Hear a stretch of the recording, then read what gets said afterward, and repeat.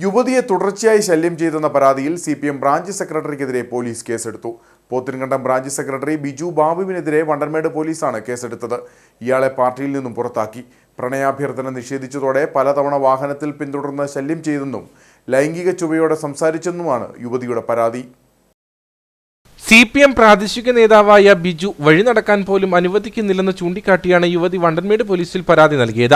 പ്രണയാഭ്യർത്ഥന നിരസിച്ചതിനെ തുടർന്ന് ഇയാൾ തുടർച്ചയായി ശല്യം ചെയ്തു. ജോലിക്ക് പോകുമ്പോഴും വരുമ്പോഴും വ്യക്തിവൈരാഗ്യം മുൻനിർത്തി നിരവധി തവണ ബിജു വാഹനം തടഞ്ഞ് അശ്ലീലം പറഞ്ഞെന്നും രാഷ്ട്രീയ സ്വാധീനം ഉപയോഗിച്ച് വധഭീഷണി മുഴക്കിയെന്നും യുവതിയുടെ പരാതിയിൽ സൂചിപ്പിക്കുന്നു.